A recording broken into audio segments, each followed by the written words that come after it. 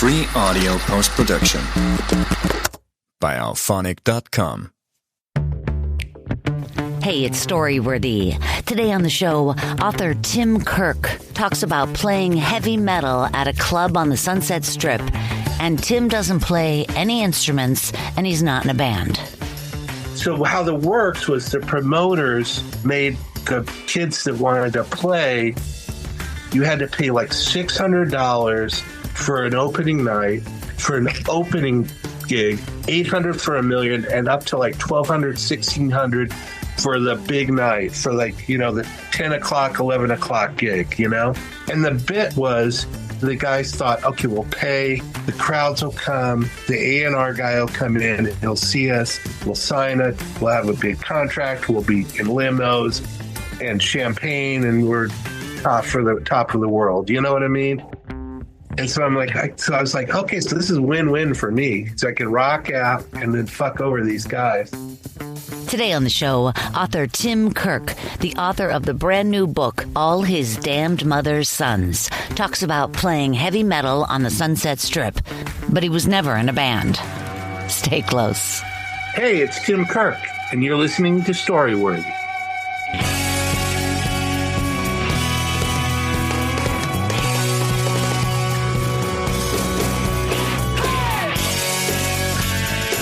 Welcome to Storyworthy. My name is Christine Blackburn, and I'm coming to you from Los Angeles, California. Whether you're a longtime fan of the show or a new listener, welcome to Storyworthy. Now, you guys know I have not been around lately. My shows have been coming out very sporadically. A lot of Story Smash, but not a lot of Storyworthy. And some of you know, because a couple of years ago, last year, I became deaf in my right ear. Since then, I've had the cochlear implant surgery. I've been activated, as it were, and my hearing does continue to get better and better. However, it's not perfect, and editing is not easy. So Storyworthy's been slowing down. So sorry for anybody out there who's been missing the show. But as you know, I've done over 850 episodes, so there's plenty of shows in the back catalog to go on back and listen to those stories.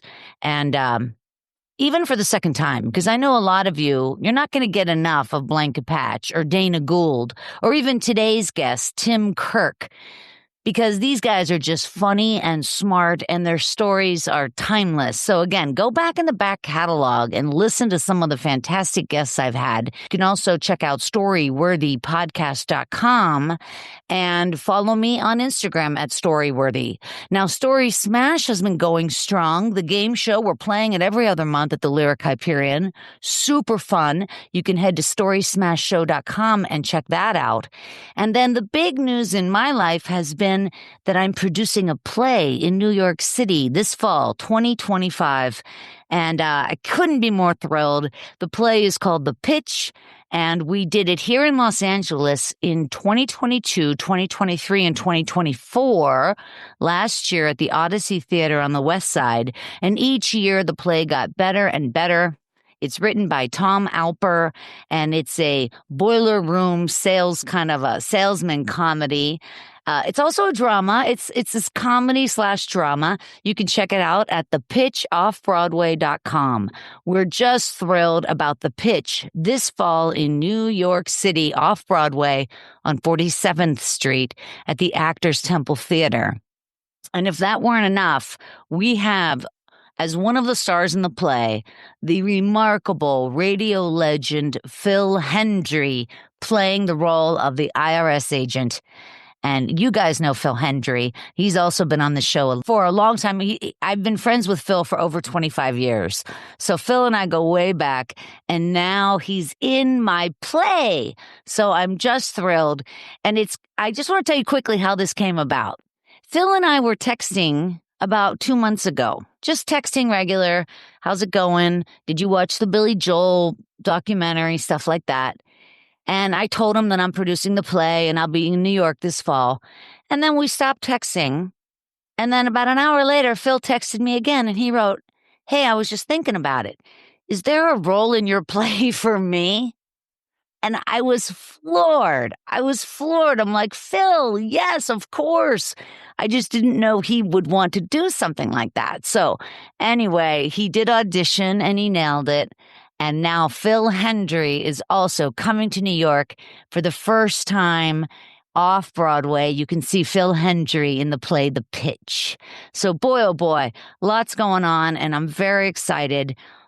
Story worthy, as you know, it's been very stagnant. It has not been consistent recently, but I'm doing my best. And when I found out that today's guest, Tim Kirk, wrote another book, this guy's written a lot of books and he's also blogged extensively. And when I found out Tim has another book out, I said to myself, wait a minute, I got to do another story worthy.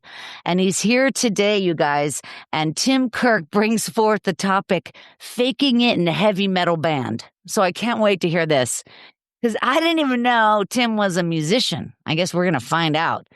Tim, how are you, by the way? How are you doing? Doing all right. I've got this new book coming out, so I've been running around getting that going. But I've always got time for rock and roll. That's right. It's very exciting. Now, you have done, quite a few novels, and then you've also done like collections of short stories where other people have contributed pieces, like Patton Oswalt and Matt Oswalt, my buddy. And those short stories were called The Feral Boy Who Lives in Griffith Park. And you did 2 of those, didn't you? Yeah, I did one, and then I had another. Patton didn't do it, but Matt did a great story. And I had my friend, a couple of different friends, Dave Carpenter, Josh Lawson, and Pat Cooper.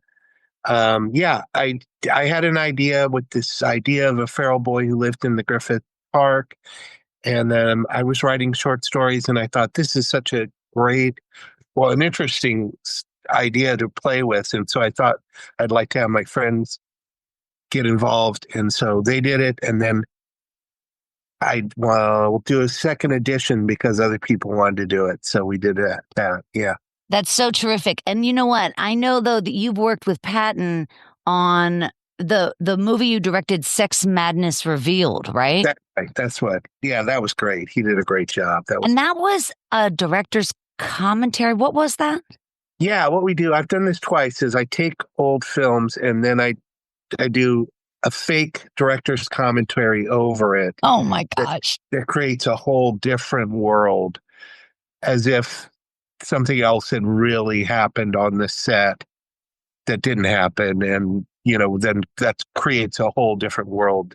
How did you think of that? That's very clever, very original idea. Well, I have to give that a lot of that to my cousin, Jay Kirk, who had this idea of we should do that. We did that first one with a Terror of Frankenstein, which I did with Clu Gallagher and Leon Vitale, who both have passed away.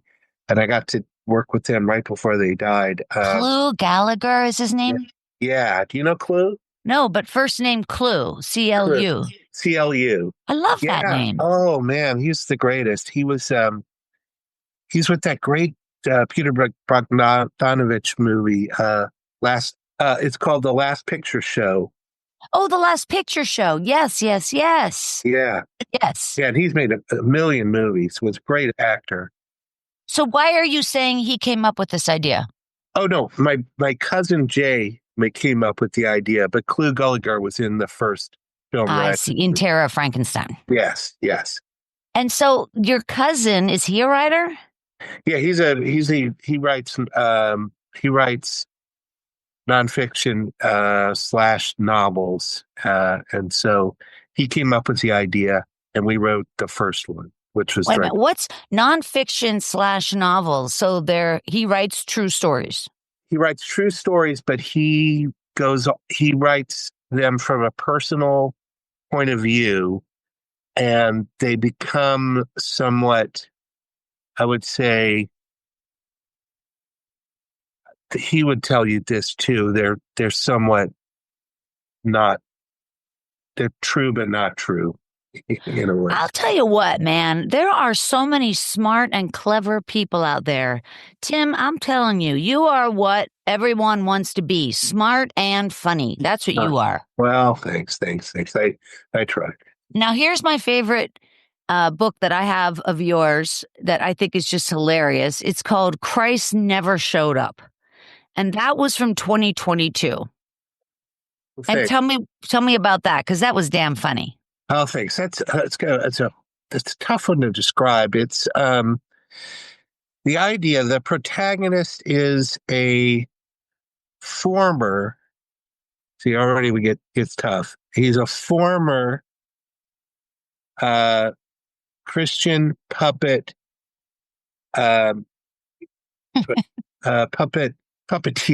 Right, a Christian puppeteer. Everybody loves that. Yeah, he was right, and he was a teenage puppeteer, and he's former because he left this church because he got hit by a truck and he died. You know, one of those things where you get hit by a truck and you go to heaven. You know, he died and he saw the white light and all that. Right. And he went to heaven. So his beliefs were true, you know, but when he got there, he saw the gate and the holy gate and the whole thing. But Jesus himself did not come to greet him. Right, because Christ never showed up. And then he came back and he was like, "What happened?" So he said, like, "This is all bullshit. This whole thing is bullshit because Jesus did not come." So he quits. He moves to LA, and he's just trying to just break every sin that he's been told not to do. Right. And he goes on this crazy thing, and he meets James Caan, and they become friends, and all this crazy shit happens. So it's just a great book, and again, very clever, very smart. And now, Tim Kirk, you have written another book. Now, this seems out of your wheelhouse. Is it out of your wheelhouse? I think this is actually this is where I've been wanting to go. This is actually the kind of thing I would want to write. And, those are big words. Well, it is, and it is. This book is called All His Damned Mother's Sons. Yes, All His Damned Mother's Son. And it's the book is that it starts with I guess people are calling it now an alternative history, which I hadn't thought of, but I'm glad someone did because it's a really good idea of what it is. The book starts. The prologue is.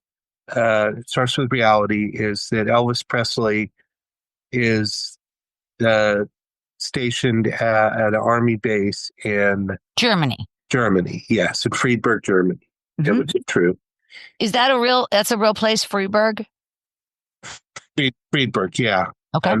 And that's where we had our army base there. And it's 1959. And we start off and he's killed in 1959. There's a mistake with some munitions blow up and he's blown up with them. And then what we do from then is we follow four young men whose lives are changed by this experience of the lack of Elvis in the world. Okay, wait a second. I haven't read this book yet. Okay, so the book starts in 1959 with Elvis in the army. That part is true. That's very true. Yeah. Okay, so then the story from there, after he dies, the story goes on to talk about four other young men who were affected by this death of Elvis. And then the story follows these four guys all the way up to 1973. Does that sound right? That's absolutely it. Right. Okay. I haven't read the book yet. Is it out? I don't even know if it's out. Yeah, it just came out this week. So okay, that's why I haven't read it yet. I can't wait to read it. Okay, so how did this idea come into your head? Well, actually, it started a friend of mine, Josh Lawson, who we've lost. He had written this crazy screenplay. he was a great guy, but he was also a little cuckoo. And he had written this crazy screenplay about this country musician. It was just crazy. But it would never work. But I saw his screenplay and I thought, you know what? I want a rock and roll singer. I want my little guy that I could write, my character. And so I started writing Billy Clover stories, and a lot of them are in the Feral Boy collection. Oh. And then I thought, I want to write a whole novel with this guy, and I want him to have an arc like Elvis had. But if Elvis is alive, I can't do it. So I had to kill him. So Billy Clover is a rock and roll star, or he wants to be, right? Yes. So he plays in dive bars, and he's trying to get to that fame. Yes. And for me to allow that to happen, I had to kill Elvis to allow that arc to happen in the book. Wow. So that's how I did it. I just got to get Elvis out. You have to admit, it's pretty smart, man. I mean, you take it to one level and then you go to another level. And a lot of people couldn't do what you do. And it's just fascinating. It makes your writing very easy to read and really entertaining. So All His Damned Mother's Sons. It's a brand new book out right now, you guys. If you go over to Tim's website, tim2kirk.com, Tim2, the number 2, tim2kirk.com, you can find all of Tim's books and see an awful lot more about stuff you've done. You are so accomplished, Tim. I'm telling you. Well, actually, my publisher came up with a discount for the people here on Storyworthy. Oh, that's very nice. Yeah. So if anyone wants to go to telekinesis.com. That's like telekinesis, but with a P on it. So Telekinesis, that's the name of his publishing. So it starts with a P. P. So it goes P-E-L-E, right? Yes. K-I-N-I-S. N-E-S-I-S. Oh, that's right. Okay, telekinesis. Yes, of course. And then you punch in enemy, which is from part of the book. Enemy. You'll get a 20% discount on this book. Good. I'm doing that right now. Not now, but when I'm done, because I really want this book. I love your writing. I also know that you, of course, have made films. You are a writer, a director, a producer. You did a film called, was it Room 237? Yeah. 237 which one was that? That's about The Shining? Yes, that's the one about The Shining. What was behind that door of Room 237? I love that. But I'm also thinking about the documentary you wrote about sleep paralysis, because I have sleep paralysis. I know, The Nightmare. Yes. Yeah. And so that's called The Night Fear? Nightmare. Oh, Nightmare. Yeah. Nightmare. The title of the short is called Nightmare. Yes. The Nightmare. Yeah. The Nightmare. Is it a short or a feature? It's a feature. Yeah. It's a documentary. That's right. No, I saw it. But it was this is like 10 years ago. Oh, yeah. It was about 12 years ago, I think. Yeah. Because I remember. Yeah, I remember. And you really go into people that have the demons when they see the demons. I don't have that, thank goodness. Shadow Man. Yeah, you didn't have that. Thank God. Yeah. Oh, yeah. That's when people wake up and there's a demon sitting on their chest. That's nice. I've had sleep paralysis my whole life since I was 3 years old. And it's basically when you get paralyzed while you're sleeping. So my body is like, well, sure, we could move, but why not fake death instead? It's just, it is a nightmare. Worse. But you've just done so much, and there's lots to look at, you guys, at tim2kirk.com. But right now, we're going to hear your story. And today's story, I think it's really funny. The title of your story is Faking It in a Heavy Metal Band, faking it in a heavy metal band. So I'm thrilled to hear about it. But before we get to your story, I wanted to remind everybody to just check out storysmashshow.com, storyworthypodcast.com, and my new project, The Pitch, offbroadway.com. I've got lots going on. I'm super excited. And again, I appreciate each and every listener. You guys come back and you listen to my shows, and I really appreciate it. It means everything to me. If you want to email me, feel free. ChristineBlackburn1@gmail.com. It's just that simple. All right, you guys, wherever you are, put your hands together for the very talented Tim Kirk. Okay, well, my story is about a band that I put together, and it was the purpose of it was to be very bad, and we accomplished that. We made it work.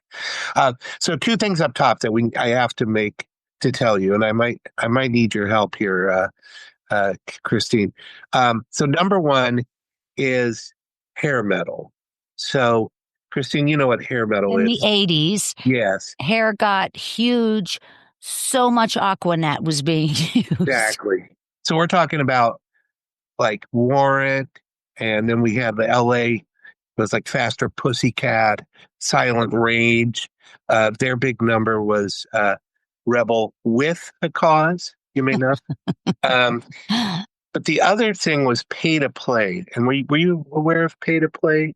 Well, pay to play meaning, like, as a comedian, it means if you pay the club to get stage time. Is that about right? Yeah, basically. And for what they was there were three venues that any rock and roller in the 80s in LA wanted to play.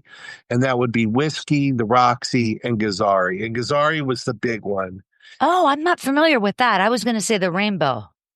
The Rainbow is more of like a club than a rock. Yeah, and you know, you could play a little there, but that wasn't really much of a venue. Where was Gazzaro's? Gazzari's is now the Key Club. Oh, yes, on Sunset. Yeah, so further down. But it had been there forever, and it was but that was big because that was Van Halen. That's where Van Halen hit. But Motley Crue was there. Roxy, wow. Rock and roll, but even going further back, the Doors, Eagles. But for people, you know, at that time, it was Van Halen. Axl Rose was there. You know, so how the works was the promoters made the kids that wanted to play. You had to pay like $600 for an opening night, for an opening gig, $800 for $1 million, and up to like $1,200, $1,600 for the big night, for like, you know, the 12 to 10 o'clock, 11 o'clock gig, you know? That's a lot of money. Yes. And the bit was the guys thought, okay, we'll pay. The crowds will come. The A&R guy will come in. He'll see us. We'll sign it. We'll have a big contract. We'll be in limos and champagne, and we're top of the world. You know what I mean? Right. Cut to Screaming Girls. Yes. Exactly. And so, and I lived with these guys because I lived right on Hollywood Boulevard with like, there was like 3 bands in my apartment, and these guys with, you know, like the big hair and the fishnet stockings and the mascara, and they were always knocking on my door trying to get me to buy their tickets just because, you know, they had to pay back all this crap, that money that they were. Oh, it's just, so anyway, it occurred to me that like I could be a rock star, you know, if I had that money. And then I was like, I could get the LA Weekly, which was like a big thing at that time. I could get them to pay, and then I could write an article about the mechanics of what's going on. I could be going undercover, and I could, you know, get a fuck you to these slave bags that are, you know, fucking over these kids. Yeah, know? The club owners. Yeah, the club owners. And they're not even the owners. It's just the promoters that are coming. Yeah. Well, they got to make money. This is how they're doing it. Exactly. And so I'm like, I was like, okay, so this is win-win for me. So I can rock out and then fuck over these guys. So we did it. And I got my buddy together, and I called one of these promoters. It's just in the back of all these articles. And I said, yeah. And I was like, And I'm like, oh yeah, well, so what's your music like? And I was like, oh, I hadn't thought about that. So I was like, Wait, you're not even a musician. no. And so I'm like, well, a little zap, a little, this and that. And I'm like, I'm like, that band Dragon? We sound a lot like them. And he's like, oh yeah, we love Dragon. And I just made up Dragon. There's no Dragon. And he's like, he goes, oh, we love Dragon. Yeah, I got a great thing for you guys. How about Friday night at 9:00? And I was like, sure. And that was it. Like they didn't want to hear a tape. They didn't want to, anything. They just over the phone. They want the money. They just want the money. What's the name of the fake band? Narcissus. Yeah, there you go. Right. I'm glad you get it. So my idea is we just got to get the worst band we could get together, because the idea is to just suck as bad as we could, right? Because the idea is what these guys are doing is, before this, you go into a good band, good venue, you're imagining it's going to be a good band because they're there in the good place. But that's not the case. It's just whoever had the money, right? So we're going to get the worst band. So I go around, I knew this kid who's just out of high school who could drum. I'm like, oh, all right, he'll work. And then I got a friend of mine who was he was a really good violinist. But I'm like, okay, you play bass. And, like that kind of shit. A buddy of mine who had a guitar, but I'd never seen him practice or anything. So we got him. And I can sing like Christmas carols and things, but I don't have like a range. So I was like, oh, I'll sing. And then so the practice, what we came up with was the lick. The guys came up, we had one practice. And the lick was, they'd come up with a lick, which would be, the basic part of it. I don't even know how to do stuff. So they'd do it, and I'd sing and moan a little. And then when we go to the chorus, I just change my octave, right? So I go a little higher, like, ah, and then they go, oh, okay. And then they go to a different lick. And so we did that for the 5 songs that we did. We just kind of did that, and that's how we did it. Well, what was the audience doing? So the audience, a lot of them were our friends, and then there was a bunch of Marines showed up.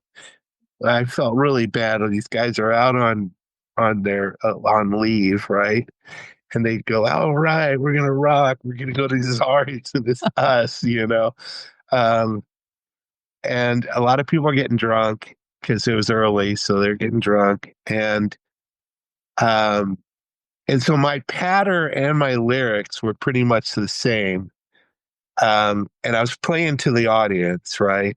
Of course. And so what I was talking about was either two things I was talking about was either the fine ladies, because I'm talking about all the fine ladies out there, all you fine ladies, and then my lyrics were like, oh, the fine ladies, these are the fine ladies. And then the other thing was the road. Oh, the road. Oh, it's the road so hard. It's been on the road. Guys, we've been on the road. Oh boy, have we been on the road. And then the lyrics are all like, oh, the road's so hard. And I would say like, all right, ladies, this next one's for the fine ladies, all for the fine ladies. And then the song would be to all the fine ladies, something like that. And then the guys, it was hilarious because the guys, my friends just really couldn't play. And it's a couple of great moments. My friend Ryan was doing this bit where he was spinning around with his guitar, and he pulled the plug at his cord right out of the right. And so he's just playing for the rest of the time. He was just playing for nothing. And he wasn't even plugged in. Yeah, he wasn't even plugged in. And then there's a great moment where I tried to jump up on the drum stand. Yeah, the drum. Yeah, and I just fucking hit the floor. Were you guys laughing the whole time? No, because we were pretty scared because I mean there's a lot of angry people. And my buddy Tim told me later he went to the bartender and asked for a drink, and he was like, "Hey, what do you think of the band?"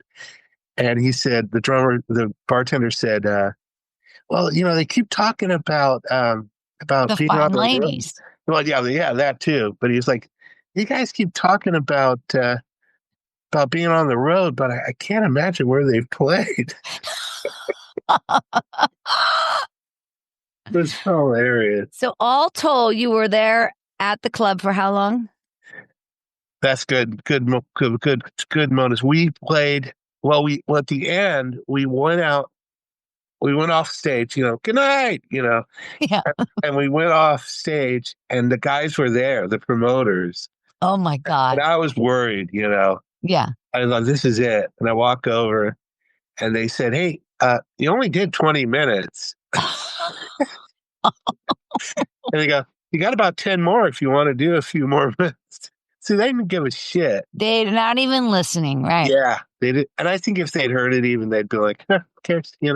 Yeah. Maybe this is what they like now. Yeah, or yeah, well, whatever. And they were like, and so, but we didn't have any more songs, You didn't have any songs. We didn't have any songs. That's it. So we just went back and like, thank you. Good night. Did you guys have costumes on? Yeah. Tell us about the costumes. Well, a couple of my buddies were wearing wigs. I was going for the leather, not for the leather. I could have gone for the leather, but I went for the denim look, which was Junkyard was the band that I liked right now then, and they were doing that thing. And I had on I did have the leather gloves.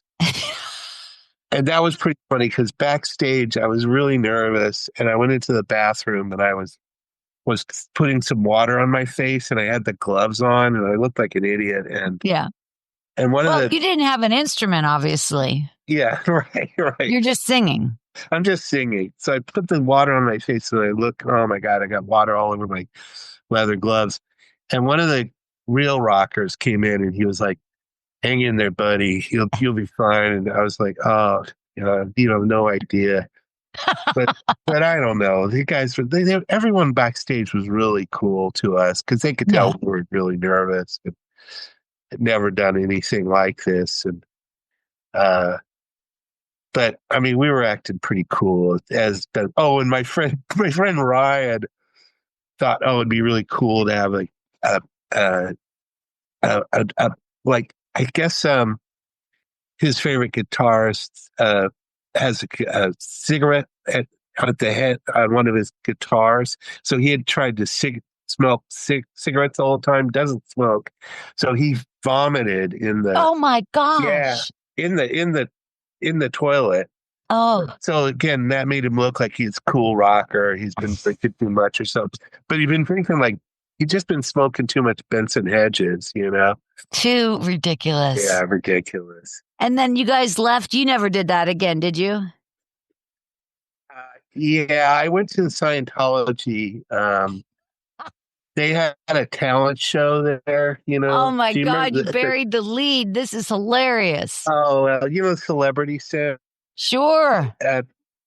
So I took one of the other band members, and I just went and did an acoustic bit there. But that wasn't heavy metal. That was just kind of like. But Tim, that was also, you were doing it as a joke, obviously. Yes, as a joke. And I was trying to do it. Did you play the guitar or did the other guy? The other guy read the guitar, and then I sang, and it was supposed to be the songs we wrote our songs, and our songs were like, we were really sad and we were really lonely, and we could probably use some real new friends and a new kind of a new world way looking at the world, that kind of stuff. That was what the songs were kind of trying to tell. 40, you have guts, man. Walking into the Scientology Center, you got guts. Yeah, they had a talent show there. That was pretty fun.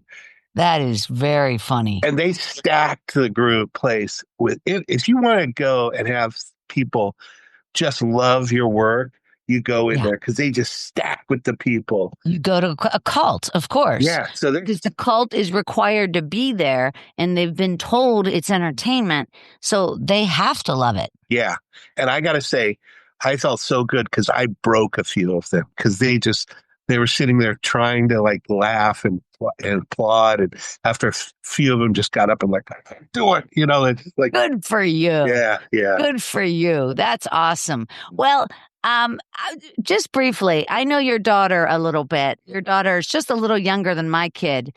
But your daughter is also because I know them and they're very strong, opinionated, responsible, and just your kid is like very mature. It seems that way. So obviously it sounds like your kid got this maybe from you, her dad. Oh no, she just seems like she stepped out of that place just so confident, she's just such I hope so. I hope I gave it something to her. Well, she's very confident, but I guess I'm saying like I didn't know you did these antics when you were younger. So that's what I'm saying is it seems like Briar, your kid, is following in your path, being strong and alternative, as it were. Yeah. I mean, she's very clever. I'll take it. Because I see Absolutely. Because she is a fun, great kid. Yeah, she really is. Listen, it is always such a delight to talk with you. Okay. Your new book, All His Damned Mother's Sons. It sounds smart and it sounds really good. And I know that we can go over to pelicanesis.com and get 20% off the book, All His Damned Mother's Sons. I'm up for that. I'm doing it. Great. Do it. Also, you guys, of course, follow Tim over on the social medias, but most importantly, go to his website, tim2kirk.com. And listen, folks, I know that I am not going to be around for a little while because I'm going to New York. I got a big fall planned, but you can always find out what I'm doing at christineblackburn.com. And Storyworthy is staying put. It is always going to be on all your favorite platforms, so you can go back into that past catalog and listen to some of the stories you haven't heard ever, and also listen to some of the stories you want to hear again. Why not? Tim, you're a delight. Thank you so much. Thank you, Christine. It was great talking to you. Awesome. All right, you guys, thank you again so much for tuning in. I sure appreciate it. And on behalf of the very talented Tim Kirk, my name is Christine Blackburn saying, make it a story-worthy week.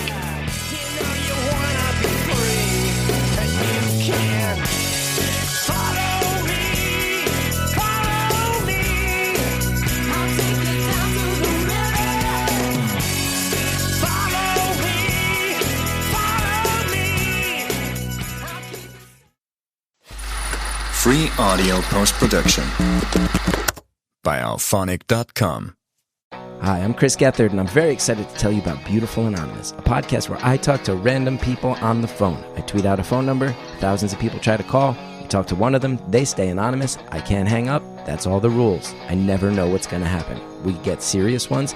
I've talked with meth dealers on their way to prison. I've talked to people who survived mass shootings. Crazy funny ones. I talked to a guy with a goose laugh, somebody who dresses up as a pirate on the weekends. I never know what's going to happen. It's a great show. Subscribe today. Beautiful Anonymous.